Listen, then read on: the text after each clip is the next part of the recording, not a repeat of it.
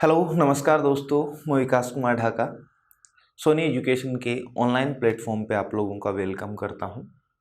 देखो बच्चों, अपन पढ़ रहे थे नंबर सिस्टम और लास्ट क्लास में अपन ने डिविजिबिलिटी के रूल पढ़े थे कि कैसे डिवाइड करते हैं, रिमाइंडर क्या आएगा, रिमाइंडर थ्योरम भी अपन ने पढ़ी थी। 88 तक क्वेश्चन अपन ने कर लिए थे। अपन रिमाइंडर थ्योरम के ही कुछ क्वेश्चन और करेंगे, लेकिन आज अपन बात करेंगे बच्चों अलजेब्रिक क्वेश्चंस की। आज बात करेंगे अपन अलजेब्रिक क्वेश्चंस की। जैसे ये देखिए क्वेश्चन नंबर 89। आपको एक संख्या दे रखी है, ये बच्चों ये एक संख्या ही है। अक्स की कोई भी वैल्यू में अगर रख दूं, जैसे मान लो 0 रख दूं तो ये संख्या बन जाएगी पूरी 15।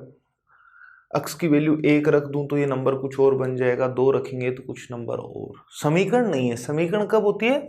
जब बराबर कुछ लिखा हुआ हो, 0 वगैरह ऐसा कुछ। तो ये एक संख्या ही है, लेकिन ये अपने पास एक अलजेब्रिक नंबर है। इसको x-3 से विभाजित किया जाता है, तब शेषफल क्या होगा? तो देखो, ऐसे क्वेश्चन को करने के कई सारे तरीके होते हैं। पहला और बेसिक तरीका मैं आपको बताता हूं। जिस नंबर को डिवाइड करना है, यानी भाज्य क्या है यहां पर, x² - 7x + 15, और भाजक क्या है, डिवाइड किससे करना है बच्चों? तो x-3 से। तो देखो, डिवाइड करने का अपना तरीका क्या होता है बच्चों। सबसे पहले ये देखते हैं अपन कि x को x² बनाना है तो किससे मल्टीप्लाई करूं, या यूं कहो x² को x से भाग दो, पहले पद को पहले पद से, तो x एक x कट जाएगा। यानी यहां पर मैंने लिख दिया x। इसको x² बनाना है तो x से मल्टीप्लाई करना पड़ेगा, लेकिन पूरे को करेंगे, x को और -3 को भी। तो x को x से इंटू किया, क्या आ जाएगा, x² माइनस का बच्चों 3x। इसमें से ये घटाते हैं तो साइन चेंज हो जाएंगी, ये माइनस और ये प्लस। बच्चों प्लस माइनस x² तो कट जाएगा, माइनस का 7x और प्लस का 3x, तो बचा माइनस का 4x। आगे वाली संख्या भी लिख लीजिए, +15। अब आप मुझे बताओ x से -4x कब आएगा? जब -4 से इंटू कर दूं तो यहां पर लिख दो -4। अब इस पूरे को अपन -4 से मल्टीप्लाई करेंगे तो माइनस का 4x। जब -3 को -4 से इंटू करोगे तो माइनस माइनस हो जाएगा बच्चों प्लस, और 4 × 3 कितना, 12। साइन चेंज करो, घटाना है तो ये प्लस ये माइनस, प्लस माइनस का 4x कट जाएगा, प्लस का 15 माइनस का 12, तो प्लस का 3 बचा। ये अपना शेषफल है, ए अपना आंसर। पहला तरीका, बेसिक तरीका भाग देने का। ठीक है बच्चों, लेकिन देखो इसी क्वेश्चन को अपन एक दूसरे तरीके से भी कर सकते हैं। ध्यान से समझना, मैंने आपको कल एक फॉर्मूला बताया था कि भाज्य बराबर होता है भाजक गुना भागफल प्लस शेषफल।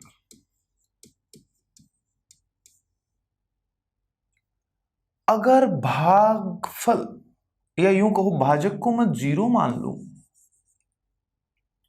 भाजक को मैं क्या मान लूं, 0, तो ये पूरी टर्म 0, तो क्या जो शेषफल होगा वो भाज्य के बराबर ही हो जाएगा क्या?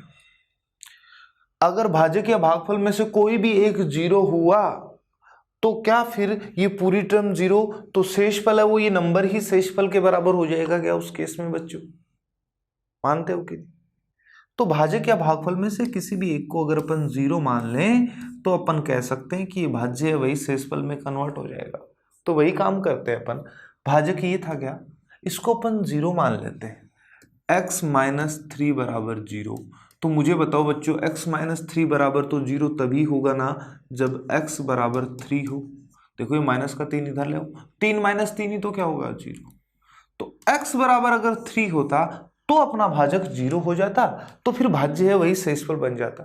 तो भाज्य ही शेषफल है, तो क्या इसमें भी मैं x बराबर 3 रख दूं? तो देखो x की जगह मैं 3 रख रहा हूं बच्चों, 3 का स्क्वायर कितना, 9, माइनस 7 × 3 कितना बच्चों, 21, प्लस 15, 15 और 9 24, माइनस का कितना है बच्चों, 21।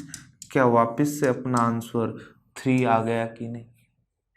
x बराबर 3 पे ये नंबर क्या बन जाएगा, 3 बन जाएगा। तो यही शेषफल के बराबर हो जाएगा, क्योंकि ये तो क्या बन गया 0 और अपने को शेषफल ही निकालना था।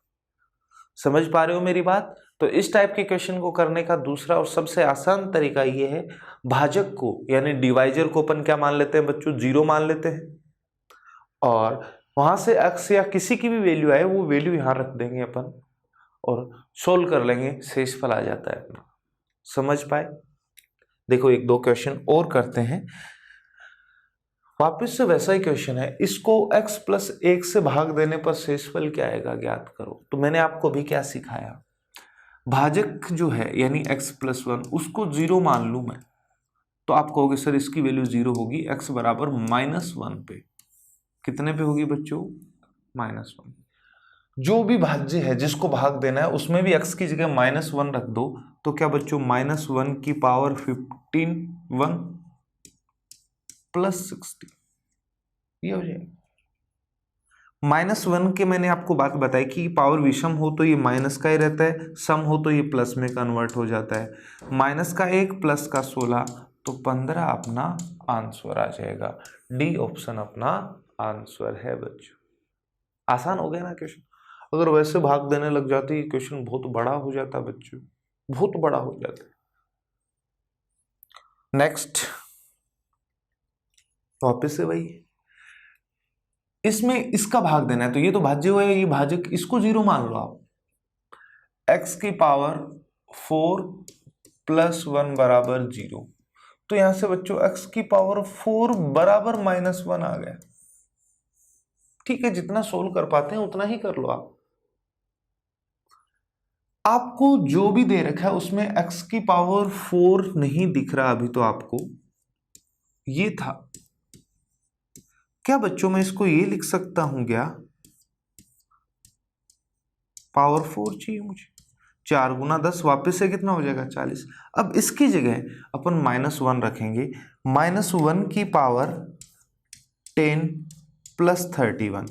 अब इस बार देखो बच्चों -1 की पावर क्या एक सम संख्या है, तो ये प्लस का 1 बन जाएगा और आगे प्लस 31 है, तो आंसर आ जाएगा 32। 32 इस क्वेश्चन का आंसर है। तो ये तो उल्टे और भी आसान है बच्चों।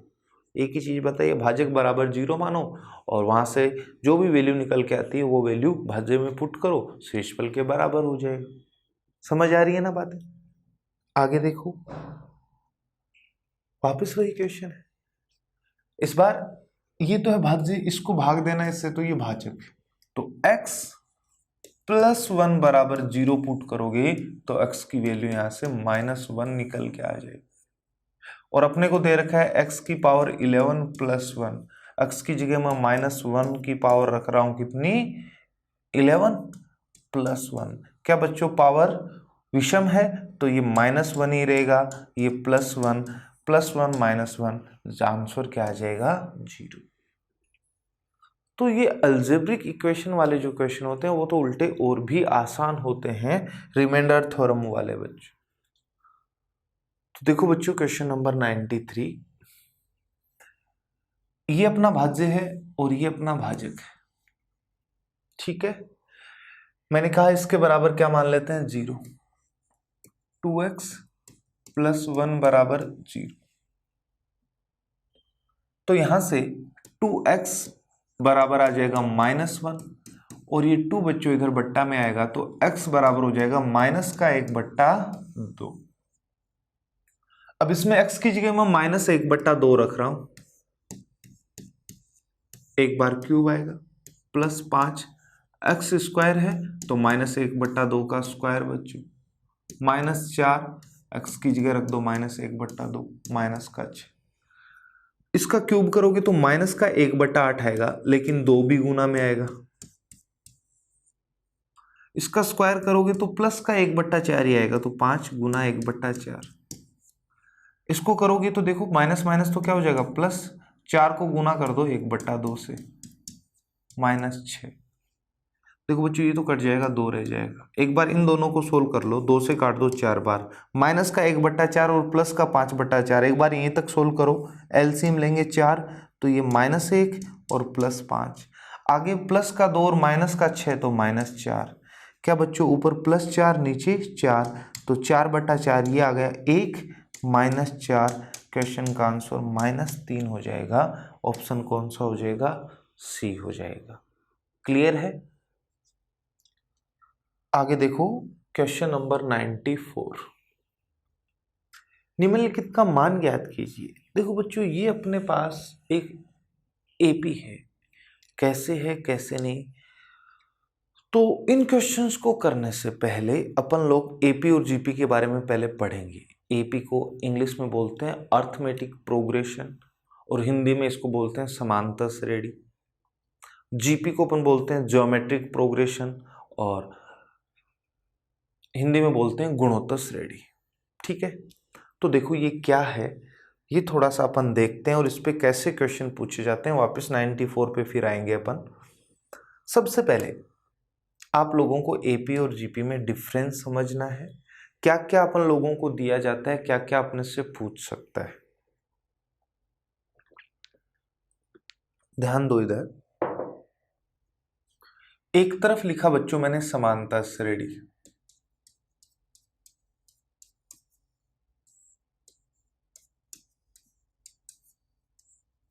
एपी, ठीक है, और एक तरफ अपन ने लिखा गुणोत्तर श्रेणी।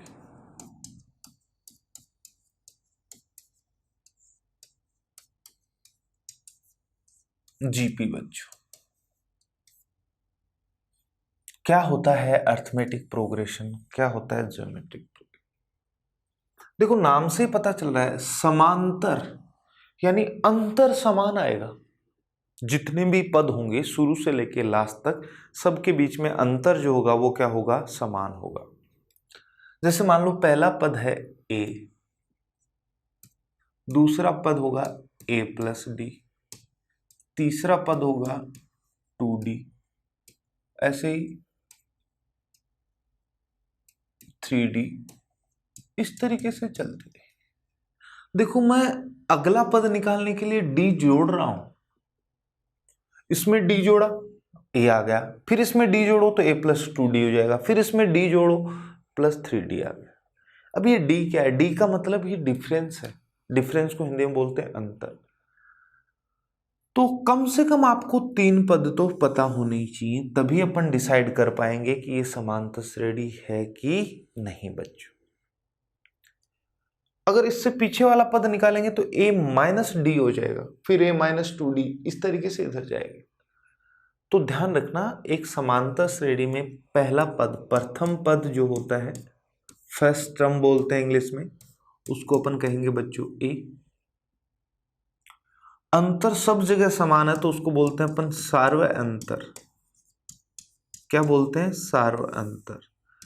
कॉमन डिफरेंस इंग्लिश में क्या बोलते हैं? Common difference. इसको d लिखूंगा मैं, और d निकालने का तरीका है T2 - T1। T का मतलब है टर्म, टर्म को हिंदी में बोलते हैं पद। दूसरे पद में से पहले पद को घटाओ। देखो इसमें से जब आप -a करोगे तो a से कट जाएगा, d रह जाएगा। या तीसरे में से दूसरे को घटा सकते हो, आगे वाले पद में से पहले वाले पद को घटाना है। अब देखो बच्चों, d की वैल्यू कुछ भी आ सकती है, पॉजिटिव भी आ सकती है, नेगेटिव भी आ सकती है, धनात्मक ऋणात्मक दोनों मान पॉसिबल है। कैसे?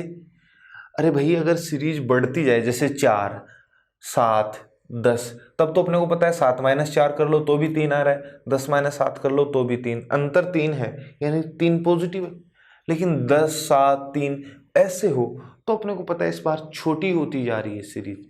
तो हमेशा याद रखना, समांतर श्रेणी अगर आरोही क्रम में है, इंक्रीजिंग ऑर्डर में है, बढ़ती जा रही है, तो डी की वैल्यू क्या आएगी? पॉजिटिव। और अगर डिक्रीजिव यानी अवरोही क्रम में है, डिक्रीज होती जा रही है, तो फिर डी की वैल्यू क्या आएगी? नेगेटिव। हमेशा बाद वाले पद में से पहले वाला पद घटाना है, बड़े छोटे की तरफ ध्यान ही नहीं देना है। वैल्यू पॉजिटिव नेगेटिव दोनों आ सकती है। क्लियर? तो क्या अपने पास 3 पद होंगे तो उनको देख के अपन डिसाइड कर लेंगे कि ये समांतर श्रेणी है कि नहीं। इन दोनों का अंतर और इन दोनों का अंतर बराबर होना चाहिए, आगे भी बराबर होगा, लेकिन कम से कम 3 पद तो होने चाहिए, वरना तो अपन निर्धारित ही नहीं कर सकते कि ये समांतर श्रेणी है कि गुणोत्तर या है भी नहीं। ठीक है, तो पहले पद को अपन हमेशा क्या बोलूंगा मैं, ए बोलूंगा, ध्यान रखना। और डी का मतलब अंतर है, जो सब जगह समान है, सार्वअंतर निकालने का तरीका ये। अब देखो बच्चों, आपसे 3 पद देके 2 बातें पूछी जा सकती है। एक तो पूछा जा सकता है आपसे nवा पद। क्या पूछा जा सकता है बच्चों? nवा पद। इसको अपन tn लिख सकते हैं। t का मतलब टर्म पद है, n का मतलब nवा पद है, t1 का मतलब पहला पद, t2 का मतलब दूसरा पद, 10वां पद पूछे तो t10 लिख देना। कभी भी आपको समांतर श्रेणी में nवा पद निकालना है यानी tn, तो उसका फॉर्मूला याद रखना बच्चों, a plus n minus 1 into D. n है जो पद निकालना है वो, भले ही 10वां हो तो n की वैल्यू 10, 11वां पद निकालना है तो n की वैल्यू 11, 20वां निकालना है तो n की वैल्यू 20। a पहला पद है और d क्या है? वो अंतर है। देखो बच्चों, जिस नंबर का पद निकालना है ना, a प्लस और d तो रहेगा, यहां पर है ना, उससे एक छोटी वैल्यू से गुना कर देते हैं। जैसे 10वां पद निकालना है तो यहाँ पर 9 बन जाएगा ना, 10 माइनस 1, तो a प्लस 9d हो जाएगा। आप चेक कर सकते हो, चौथा पद है ये तो a प्लस 3d, तीसरा पद है तो a प्लस 2d। जिस नंबर का पद निकालना है उससे एक कम करके d को गुणा करना है और a में जोड़ देना है। ये यहां से अपने सीरीज से ही निकाल लिए। जैसे दूसरा पद निकालना है तो 2 से 1 कम करो 1, d के गुना में 1 ही रखना है। तीसरा पद निकालना है तो d के गुना में 2, चौथा पद निकालना है तो 3, 10वां पद निकालना है तो a प्लस 9d हो जाएगा। ऐसे 20वां पद निकालना है तो a प्लस 19d 19d हो जाएगा। तो nवां पद निकालना है तो n माइनस 1d हो जाएगा। क्लियर? और दूसरी चीज अपने से पूछी जा सकती है n पदों का योगफल बच्चों। इसको अपन बोलते हैं Sn। S का मतलब होता है सम, n का मतलब n पदों का सम। सम का मतलब जोड़ ही होता है बच्चों, SUM। ठीक है ना? तो Sn लिख देते हैं इसलिए अपन इसे। n पदों का योग निकालने का फॉर्मूला होता है समांतर श्रेणी में n/2 बड़ा bracket 2a plus n minus 1 into D बड़ा ब्रैकेट बंद। या फिर इसी चीज को अपन ऐसे लिख सकते हैं n/2 a plus l। a तो क्या है? पहला पद। l है लास्ट पद। l का मतलब यहां पर किससे है बच्चों? अपना लास्ट पद से है। देखो ये दोनों एक ही चीज है बच्चों, n/2 तो n/2 है। क्या इसको मैं 2a को a प्लस a लिख दूं? तो एक a तो यहां रख लिया, बाकी बचा हुआ है एक a आगे, a plus n minus 1 into D, यही है। क्या ये n कोई nवा पद निकालना है? तो जितने भी पद, जैसे nवा पद निकालना है तो अपन को पता है nवा पद ये होगा और पहला पद ये, तो इस वजह से अपन ऐसा करते। दोनों एक ही फॉर्मूले है। ये कब यूज करना है? जब अपने को आखिरी पद नहीं पता। और ये कब यूज करना है? जब अपने को आखिरी पद और पहला पद दोनों पता हो, और डी तो अपन निकाल ही लेंगे। जब क्वेश्चन करेंगे तो समझ में आ जाएगा। मैंने क्या कहा? ये दोनों फॉर्मूले अलग नहीं है बच्चों, एक ही फॉर्मूला है, ध्यान रखना। n/2 यहाँ भी था, यहाँ भी है। यहाँ पर 2a को मैंने तोड़ा a प्लस a। जैसे मान लो अपने को n पदों का योग निकालना है ना, ऐसा लिख रहा हूं मैं, तो ये है पहला पद और अंतिम पद ही है, nवा पद ये रहा, और इसमें a जोड़ दो तो 2a बन जाएगा। तो ये a प्लस l ये और कुछ नहीं है। समझ आ गई ना बात? तो दो चीजें पूछी जा सकती है कोई भी एपी देकर, समांतर श्रेणी देकर। या तो किसी भी नंबर का पद पूछ सकता है, n का मतलब कोई भी n की जगह कोई भी वैल्यू हो सकती है, या कितने भी पदों का योग पूछा जा सकता है। तो ये दो फॉर्मूले हैं, ये दोनों एक ही फॉर्मूले हैं बच्चों। अब बात करते हैं गुणोत्तर श्रेणी। देखो बच्चों, नाम से ही पता चल जाता है गुणोत्तर। अगर आप संधि विच्छेद करोगे तो उत्तरोत्तर किसी नंबर से गुना करना पड़ता है, तब अगला पद आता है। यहां पर तो जोड़ने पे आएगा, तो क्या जोड़ा? वो अंतर लेके। जैसे मैं आपको ये पूछूं, देखो एक छोटी सी बात है, एक बार मैं यहां लिख रहा हूं, फिर अपन रब करेंगे उससे। 1 4 7 10, मैं 3 जोड़ता जा रहा हूं। अब मैंने आपसे पूछा कि पहले पद से दूसरा पद निकालने के लिए आपने क्या जोड़ा, तो आप क्या करोगे? इसमें से ये घटाओगे, अंतर ही तो लोगे ना। तो 3, इसलिए सर्व अंतर बोल देते हैं। ठीक है। अब जैसे देखो, मैं एक और ले रहा हूं, 1 3 9 27 81, इस तरीके से बच्चों। अब देखो यहाँ तो अंतर 2 का आ रहा है, यहाँ पर कितने का आ रहा है 6 का, मतलब समांतर श्रेणी तो नहीं है। अब देखो 1 को 3 से गुना किया 3, 3 को 3 से गुना किया 9, 9 को 3 से किया 27, 27 को 3 से किया 1। अपने को पता है एक पर्टिकुलर नंबर 3 से उत्तरोत्तर गुणा कर रहे हैं, उत्तरोत्तर भाग देना भी सीखा था ना, लगातार करना। लेकिन मैं आपसे पूछूं कि इससे ये लाने के लिए या इससे ये लाने के लिए गुना किससे किया, तो आप क्या करोगे, 9 को भाग दोगे किससे, 3 से। ये इसको अनुपात बोलते हैं अपन। आगे वाले पद का पहले वाले पद के साथ अनुपात ले लेते हैं। बट्टा का मतलब अनुपात ही होता है ना बच्चों, अपन ने समानुपात और अनुपात में पढ़ा था। तो इसलिए अपन क्या करते हैं, किस चीज से गुणा किया इसके लिए अनुपात लेना पड़ता है। तो यहाँ पर तो क्या जोड़ा है ये निकालने के लिए अंतर लेना पड़ता है, और किससे गुना किया ये निकालने के लिए आपको अनुपात लेना पड़ता है। तो यहाँ पर तो सार्वय अंतर होगा और वहां पर सार्वय अनुपात होगा। रेशियो, रेशियो को अपन किससे लिखते हैं, आर से, और अंतर को अपन किससे लिखते हैं, डिफरेंस यानी डी से। तो इस बार देखो इसको अपन कैसे लिखेंगे बच्चों,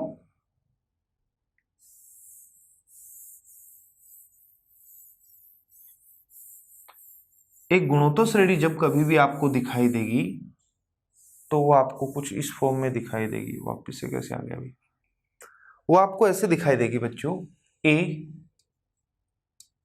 इसको आर से गुना करो ए आर, फिर आर से गुना करो ए आर स्क्वायर, फिर आर से गुना करो ए आर क्यूब, फिर आर से गुना करो पावर 4। ऐसे एक पर्टिकुलर नंबर से उत्तरोत्तर गुणा कर रहे हैं अपन, इसलिए इसको गुणोत्तर श्रेणी कहते हैं। पहला पद अपन ने क्या लिया बच्चों, प्रथम पद, वापस से ए ये। अच्छा एक बात बताओ, इससे पहला पद निकालना होता तो क्या होता, वो होता है ए बट्टा आर, फिर ए बट्टा आर स्क्वायर, ए बट्टा आर क्यूब। ऐसे इधर से आर से गुना किया तो अपने को पता है पीछे जाना है। देखो इससे ये आएंगे तो आर से भाग दिया, फिर ये लाने के लिए आर से भाग दिया, फिर लाने के लिए आर से भाग दोगे तो ए बट्टा आर आएगा कि नहीं। तो इसको अपन बोलते हैं सार्वय अनुपात। सार्वय अनुपात इंग्लिश में कह देंगे कॉमन रेशियो। इसको अपन आर से लिखते हैं, और आर निकालने का फॉर्मूला है बच्चों T2/T1। आगे वाले पद को पहले वाले पद से भाग दो। देखो ए आर को ए से भाग दो, या यूं को इसके साथ इसका अनुपात लो, ए से ए कट जाएगा, आर रह जाएगा। वापस से आपसे वही पूछा जा सकता है, एक तो nवा पद और एक n पदों का योग। देखो बच्चों गुणोत्तर श्रेणी में nवा पद अगर आपको निकालना है तो इसका फॉर्मूला होता है a इंटू आर की पावर n-1। ए तो आएगा ही आएगा हर बार, इंटू जिस नंबर का पद निकालना है ना उससे एक छोटी पावर में लिखनी है। वहां पर तो डी से गुना कर रहे थे, यहाँ पर आर की पावर, यहाँ पर देखो प्लस कर रहे थे एक छोटी संख्या डी से गुना करके, यहाँ गुना करेंगे एक छोटी संख्या आर की पावर लगा के। जैसे मानो चौथा पद निकालना है तो यहाँ पर पावर 3 आ जाएगी, ए आर क्यूब। देखो 1 2 3 चौथा पद ए आर क्यूब ही है। पांचवा पद निकालना है तो पावर 4, 10वां पद निकालना है तो ए आर की पावर 9। जिस नंबर का पद निकालना है आर की पावर उससे एक छोटी होगी। क्लियर। एन पदों का टोटल अगर निकालना है तो फॉर्मूला होता है बच्चों ए आर की पावर n-1 अपॉन r-1।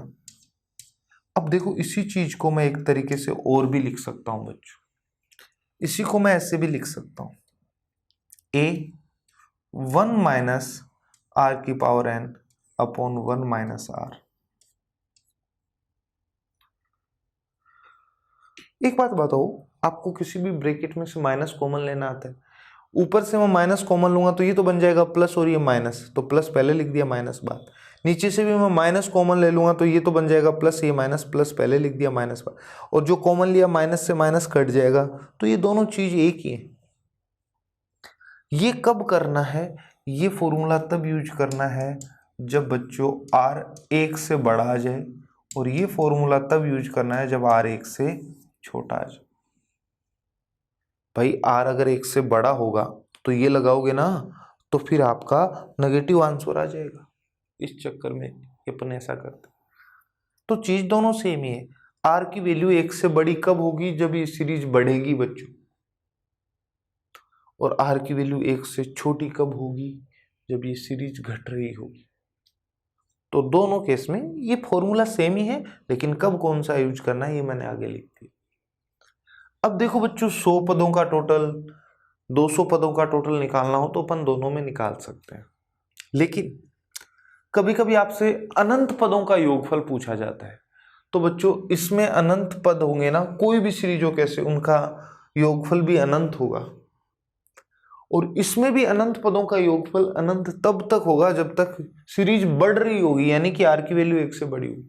लेकिन आर की वैल्यू अगर 1 से छोटी होगी तो देखो ये संख्या जैसे जैसे अपन आगे बढ़ेंगे छोटी करते जा रहे हैं, तो एक आपको स्टेप ऐसी मिलेगी कि वो लगभग 0 के पास चली जाएगी, तो वहां पर जाकर वो खत्म हो जाएगी बच्चों। तो गुणोत्तर श्रेणी में अनंत पदों का योग, क्या लिख रहा हूं मैं, सम ऑफ, इसको बोलते हैं इनफाइनाइट, अनंत पदों का योग सम कैसे निकालते हैं, ये केवल और केवल तभी निकाला जा सकता है जब आर की वैल्यू 1 से छोटी हो, और इसका फॉर्मूला हो जाता है a/1 माइनस आर। ये हटा देना, ये क्या कर देना, आपको हटा देना। देखो ये हटा क्यों देते हैं, एक बार मैंने कहा कि आर की वैल्यू 1 से छोटी होगी तभी ये फॉर्मूला यूज करना है, और वो भी कब, अनंत। देखो बच्चों आर की वैल्यू 1 से छोटी ले रहा हूं, एक बार ध्यान से समझना, आगे जा रहा हूं मैं फिर वापस आ जाएंगे। आर की वैल्यू 1 से छोटी, जैसे 1/2 ले ली, अब इसका स्क्वायर करो तो 1/4, क्यूब करो 1/8, पावर 4 लो 1/16, पावर 5 लो 1/32, 1/64, ऐसे आएगी। बच्चों ये संख्या बहुत छोटी होती जा रही है, और कहीं ना कहीं जाकर ये वैल्यू लगभग 0 बन जाएगी, लगभग क्या बन जाएगी, 0 बन जाएगी। इसलिए ये कहीं ना कहीं खत्म तो होगी, तो अनंत पद तो होंगे लेकिन 0 के पास। देखो किसी भी संख्या को आप जब तक 0 से गुना नहीं करोगे एकदम 0 तो नहीं आएगा। अपने को पता है जैसे जैसे मैं पावर बढ़ा रहा हूं तो वैल्यू और छोटी हो रही है। तो आप मुझे बताओ किसी भी, यानी आर की वैल्यू तो अनंत ले लूं तो वो वैल्यू लगभग 0 हो जाएगी, लगभग क्या हो जाएगी, 0। और फिर देखो जैसे ही आर की पावर अनंत, अनंत पदों का योग निकालोगे तो यहां पर भी अनंत, इसकी वैल्यू 0 जैसे ही रखोगे 1 माइनस 0 1, एक को 1 से इंटू करो तो ए ही रह जाएगा ऊपर। तो ये है अपना एपी और जीपी, समांतर श्रेणी और गुणोत्तर श्रेणी। एक बार ध्यान से देखो भाई, कम से कम आपको 3 पद दिए होंगे, कम से कम, ज्यादा कितने भी दे सकते हैं, तो ही अपन डिसाइड कर सकते हैं कि ये एपी है या नहीं, या जीपी है या नहीं। अगर सेम नंबर जोड़ा जा रहा है यानी अंतर बराबर आ रहा है ना लगातार, तो वो समांतर श्रेणी है। और अगर सेम नंबर से गुना किया गया है यानी अनुपात सेम आ रहा है, क्या सेम आ रहा है, अनुपात, तो वो गुणोत्तर श्रेणी। प्रथम पद ए होगा, सार्वय अंतर को तो डी बोलते हैं, सार्वय अनुपात को आर बोलते हैं। दोनों ही केस में एनवा पद पूछा जा सकता है, तो यहां पर तो a plus n minus 1 into D करते हैं, यानी डी को जिस नंबर का पद पूछा जाता है उससे एक छोटे नंबर से गुना करके a के साथ जोड़ देते हैं। लेकिन यहां पर अगर एनवा पद पूछा जाता है तो a के गुणा में r की पावर, जो नंबर का पद पूछा जाता है उससे एक छोटी लगाई जाती है। फिर बात करते हैं अनंत पदों का योग, सॉरी n पदों का योग। n पदों का योग निकालने का इसमें ये फॉर्मूला होता है, दोनों मैंने बताया था सेम कैसे है। इसमें n पदों का योग निकालने का ये फॉर्मूला है, दोनों मैंने बताए थे सेम कैसे बना सकते हैं अपन, माइनस कॉमन लेके। ये कब यूज करना है, जब r 1 से बड़ा है, और ये कब यूज करना है, जब r 1 से छोटा है।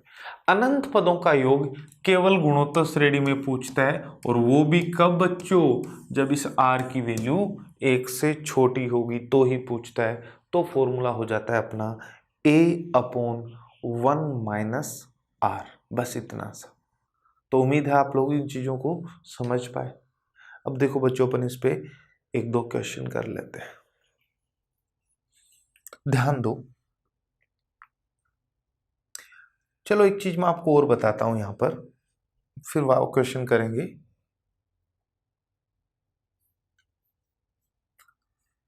एक होता है बच्चों समांतर माध्य,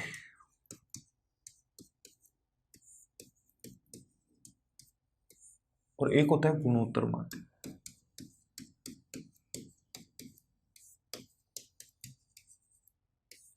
जैसे मान लो ए बी सी ऐसे कोई एक समांतर श्रेणी है, या फिर मान लो एक गुणोत्तर श्रेणी है ए बी सी। ठीक है। यहां पर समांतर माध्य जो होगा, समांतर माध्य को ही अपन औसत बोलते हैं बच्चों। माध्य का मतलब बीच वाला पद। ये बी कैसे निकालेंगे अपन, ये होगा हमेशा इससे पहले और आगे वाले पद, यानी a प्लस सी का औसत ले लो, इन दोनों को जोड़ के हाफ कर दो, ये आ जाता है हमेशा। और गुणोत्तर माध्य में क्या होगा, अगर ये गुणोत्तर श्रेणी है तो बीच वाला पद होगा ना, वो निकालने के लिए इसके पहले वाला और इसके बाद वाले को गुणा करके उसका वर्गमूल ले लीजिए, ऐसा होता है। तो समांतर माध्य अगर कभी भी आपको दिखाई दे या समांतर श्रेणी, तो ध्यान रखना, कहना चाह रहा है b बराबर a प्लस सी बाई 2, या 2 उधर भी ला सकते हो, 2b होगा वो a प्लस सी के बराबर होगा। और अगर गुणोत्तर श्रेणी है तो b बराबर होगा रूट ए सी, या ए सी बराबर बी स्क्वायर, दोनों तरफ स्क्वायर करो भाई, बी स्क्वायर बराबर ए सी। देखो एक बार एग्जाम्पल से समझा देता हूं आपको। 7, 12, 17, 22, यहां पर बात कर लेते हैं 1, 4, 16, 64। देखते ही पता चल गया, मैंने तो 4 पद लिख दिए, 3 ही काफी थे। ध्यान से देखो कितना अंतर है, 5, इनमें भी 5, इनमें भी 5, मतलब ये समांतर श्रेणी। मैंने कहा जैसे ये 12 कैसे आएगा बच्चों, इन दोनों को जोड़ के हाफ करो, 17 प्लस 7 24, 24 का आधा 12, ये 17 कहाँ से आया, 12 प्लस 22 बच्चों 34, 34 का आधा करो 17, इन दोनों के टोटल का हाफ करने पे ये नंबर आ जाएगा, इन दोनों का टोटल का हाफ करने पे ये नंबर आ जाएगा। ऐसे इसका और इसके आगे वाले नंबर के टोटल का हाफ करोगे तो ये नंबर आ जाएगा। तो समांतर माध्य यही है। गुणोत्तर माध्य की बात करें तो मैंने कहा बीच वाला पद जो होता है ना, इन दोनों को गुना करके रूट लो। देखो 16 गुना 1 16, 16 का रूट बच्चों 4। जैसे ये बीच वाला पद निकालना है, मुझे नहीं पता, कभी कभी छोड़ देता है खाली जगह बच्चों। रीजनिंग वाले क्वेश्चन ऐसा नहीं करना है, ध्यान रखना, उनमें लॉजिक, वो लॉजिकल क्वेश्चन होते हैं। यहाँ पर एपीजीपी की बात कर रहे हैं अपन केवल, वहां पे भी यूज हो सकती है एपीजीपी, लेकिन हर बार यूज हो जरूरी नहीं है, ध्यान रखना, कंफ्यूज मत होना। वहां पर आपको कुछ भी नहीं दिखेगा ऐसे, तो या तो अंतर समान होगा या गुणा यानी अनुपात समान होगा तो ये एपीजीपी होंगी, अदरवाइज कोई और लॉजिक लगेगा। गणित में ये नहीं आएगा कभी भी आपके। 64 को 4 से गुना करो, 256, कितना हो जाएगा 256, 256 का रूट लोगे 16, आ रहा है कि नहीं। तो समांतर माध्य क्या होता है समझ गए, बीच वाला पद कैसे निकालते हैं, दोनों पदों को जोड़ के हाफ करना। और गुणोत्तर श्रेणी में कोई भी पद निकालना है तो उसके पहले और बाद वाले पद का मल्टीपल यानी गुना का क्या ले लेते हैं, वर्गमूल ले लेते हैं, तो अपने पास बीच वाला पद आ जाता है। समझ आ गई बात। अब चलते हैं अपन क्वेश्चंस पे, ध्यान दो।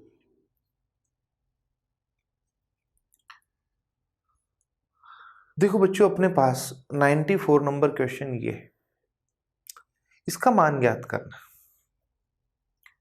इस बार अपने पास बहुत सारे पद हैं तो आपको देखते ही लगेगा प्लस माइनस सब आ रहे हैं भाई, ये ना तो समांतर श्रेणी है अभी और ना ही गुणोत्तर श्रेणी, तो कभी कभी आपको बनानी भी पड़ती है। अगर मैथ्स में क्वेश्चन आता है तो जरूर बनेगी ही बनेगी बच्चों। देखो बच्चों टोटल अपने पास कितने पद हैं, 100 पद। सबसे पहला क्वेश्चन ही बहुत अच्छा क्वेश्चन है, कितने पद हैं, 100 पद। ऐसे 3-3 का जोड़ा बना लो। क्या मुझे आप बता सकते हो आगे के 3 पद क्या होंगे। पहले तो इसको बोलते हैं अपन एक अनुक्रम बच्चों, सीक्वेंस, कोई ना कोई सीक्वेंस फॉलो हो रहा है। आगे के पद भी आप गेस कर सकते हो, जैसे देखो 1 2 3, लेकिन पहला ही संख्या तो पॉजिटिव है, आगे की 2 नेगेटिव, 1 से शुरू हुआ और 3 पद लिखे, पहला पद प्लस में, आगे के 2 माइनस में, फिर 2 से शुरू हो गया, 2 3 4 लगातार लिख दी, लेकिन पहला तो पॉजिटिव, आगे के 2 नेगेटिव। अब 3 से शुरू हो जाओ तो प्लस का 3, -4, -5, ठीक है। ऐसे ही +4 से शुरू होगा, इस तरीके से टोटल 100 पद हैं ये, ना कि लास्ट में 100 है, ध्यान रखना। क्या लिखा है, 100 पद। तो देखो मैंने 3-3 के जोड़े बनाए, इनको सोल्व करो बच्चों। माइनस का 5 और प्लस का 1, तो आप कहोगे सर -4। इन तीनों को भी एक साथ जोड़ लो, माइनस का 7 और प्लस का 2, तो -5। ऐसे इन तीनों को भी जोड़ो एक बार, माइनस का 9 और प्लस का 3 -6। देखो आपने देखा -4 -5 -6, इस तरीके से आगे -7 और ऐसे आते रहेंगे। 33 पद तो बन जाएंगे। ध्यान से सुनना है मेरी बात। अपन 3 पदों से एक पद बनाते हैं तो 99, 100 से पहले कौन सी संख्या जिसमें 3 का भाग जाता है? 99। 99 संख्याओं में से 3 संख्याओं की से एक संख्या बना रहे हैं तो 33 गुना 3 99, 33 पद तो ये बन जाएंगे। लेकिन टोटल पद कितने हैं? 100। तो एक आखिरी पद और बच गया, वो भी लिखना है यहां पर, उसका जोड़ा नहीं बनेगा। 102 होते तो पूरे 34 जोड़े बन जाते बच्चों। तो आप मुझे बता सकते हो क्या जो आखिरी पद बचा है वो क्या होगा? एक बार सोचो जरा। अरे भाई, पहला जोड़ा पूरा है, दूसरा भी पूरा बन गया, तीसरा भी, ऐसे 33 जोड़े तो पूरे बन गए। 34वां जोड़ा नहीं बनेगा, पहली संख्या जो होगी ना वो एक ही रह गई, सो एक ही पद और बचा ना। तो आप मुझे बताओ, इस पहले जोड़े में 1 से शुरू हुआ, दूसरा जोड़ा 2 से, तीसरा जोड़ा 3 से, तो क्या 34वें नंबर का जोड़ा वो +34 -35 -36 ये होगा कि नहीं? तो प्लस का 34 और रह गए। क्या बच्चों ये सारी नेगेटिव है तो माइनस कॉमन ले लूं तो अंदर रह जाएगा प्लस का 4, प्लस का 5, प्लस का 6। ऐसे ही सीरीज में कितने पद हैं? 33 पद है। और प्लस 34 आगे एक और संख्या रह गई है, यही है ना? अब आप मुझे ये बताओ, क्या अंतर एक का आ रहा है? तो ये समांतर श्रेणी है। समांतर श्रेणी में कुछ पदों का टोटल निकालना है, प्लस करना है ना। तो देखो मैंने पढ़ाया था आपको n/2, n कितनी है? 33। 2a, a क्या है? पहला पद कितना है? 4, लेकिन डबल करो 2a है ना, तो 8 प्लस n-1, तो 33 - 1 बच्चों 32, और गुना d कितना है यहाँ पर? 1 है।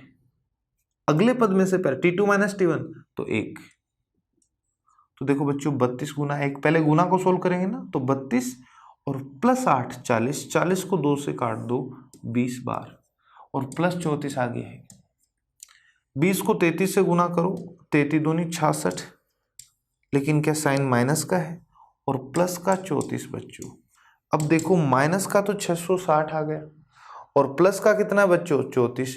तो सोल्व करेंगे तो माइनस का आ जाएगा 626।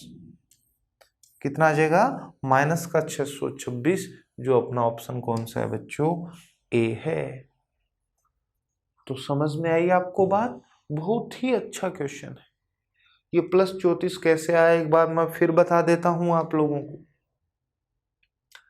मैंने कहा 3 संख्याओं का जोड़ा ले रहे हैं अपन, तो 99 संख्या होती तो 3 99 में 3 का भाग दो, 33 जोड़े पूरे बन जाते। इसको सोल्व किया तो -4, यहाँ तक तो कोई दिक्कत नहीं। लेकिन 99 नहीं, अपने पास टोटल कितनी संख्या है? 100 संख्या है यहाँ पर।